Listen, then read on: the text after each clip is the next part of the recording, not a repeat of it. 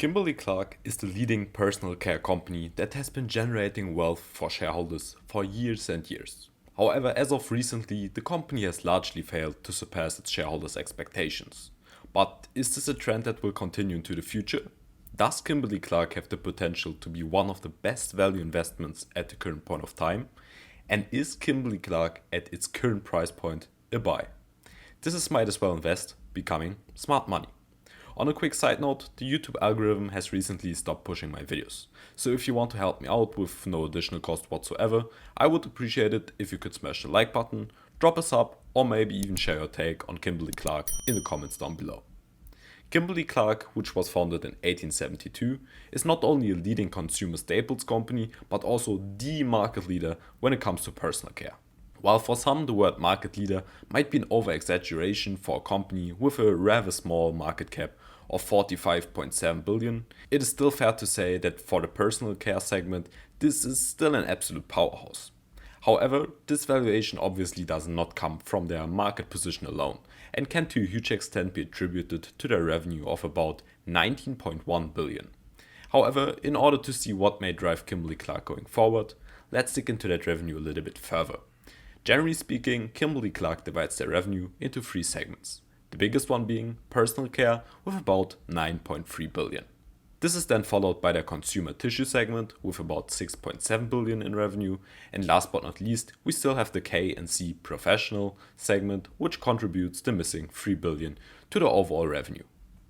But enough with the brief introduction. Let's get to the interesting part for all of those who already are shareholders or want to become such, and that are obviously the distributions to shareholders. Kimberly Clark currently returns capital to their shareholders through dividend and to some extent stock buybacks. However, let's at first look at the dividend, which currently sits at about $4.56, equaling a current yield of 3.37%. Pair this with a dividend growth of about 48 years and a 5-year growth rate of 0.9%, and you get a dividend that is quite huge for a company that only sells personal care products. When it comes to stock buybacks, these are a little bit harder to track. However, it can be said that they sat at a rather low 400 million in the most recent year. But let's take an actual look at the numbers in order to see how sustainable these distributions are and whether we might even be able to observe a higher distributions growth in the future. First of all, we are able to observe a free cash flow that is somewhat stagnating, with some minor growth in the big picture though. However, it has to be said that this free cash flow trend isn't one of the constant growth, which obviously is the most ideal scenario. If we now, however, put the company's distributions into contrast with the free cash flow, we're able to observe a picture that is actually quite sustainable. This in return tells us that it is quite likely that we are going to see further distributions growth in the future.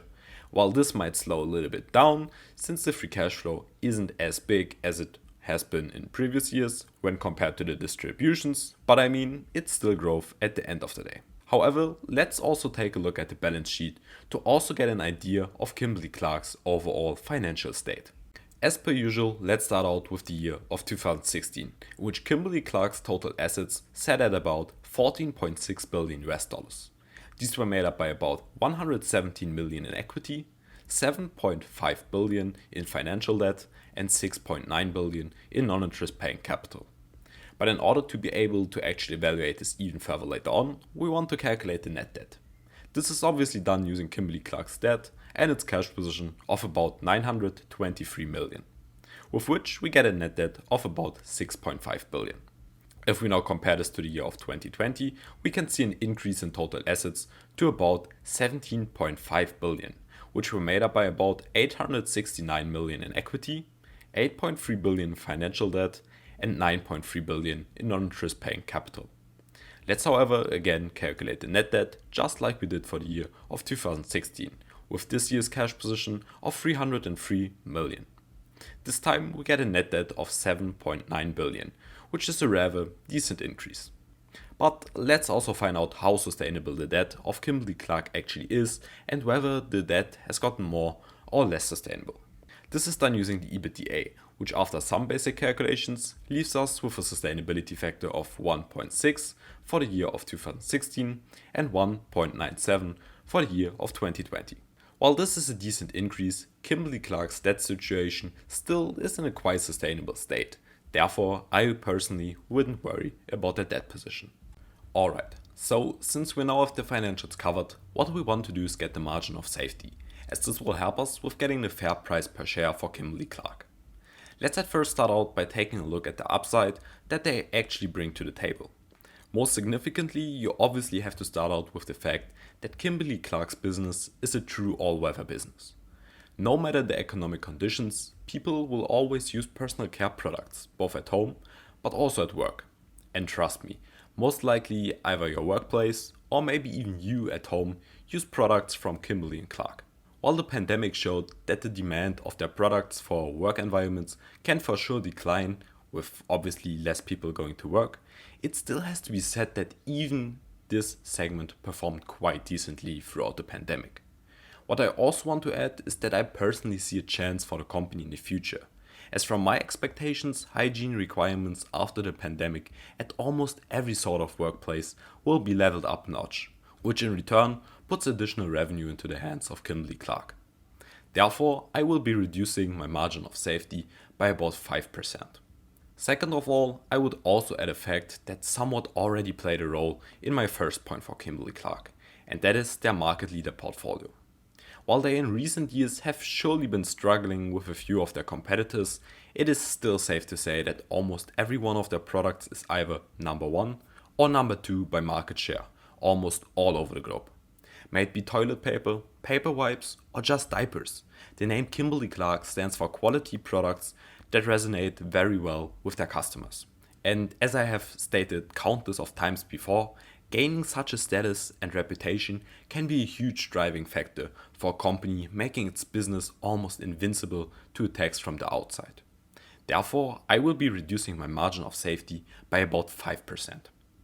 On the other side, I however also want to say that Kimberly Clark also has some of the typical consumer staples issues, like not really too much growth potential for their market segment and a rather stagnant outlook on their profitability, which can for example be seen by most of their growth coming from price increases than actual sales volume growth. If we now add one of their bigger issues, which is their profit margin, and compare this to one of their rather direct competitors, Procter & Gamble, it becomes somewhat hard to expect Kimberly Clark to outperform expectations in the future. But to be fully transparent, Kimberly Clark has announced they are looking to improve margins by both cost-cutting measures as well as further investments into things such as product development and advertising. Therefore, I will add 5% to my margin of safety as a small measure of caution. To now get the fair value of Kimberly Clark, we have to take a look at the historic dividend yield. For the past 10 years, this set an average of 3.21%, thereby meaning you want to buy the stock if the yield is above that.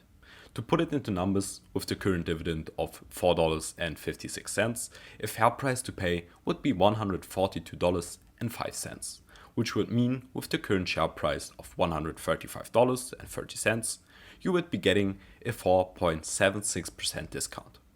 If we now want to calculate the value I would pay for the stock, all we have to do is again get the average dividend yield of 3.21% and add my safety margin of 20% to it.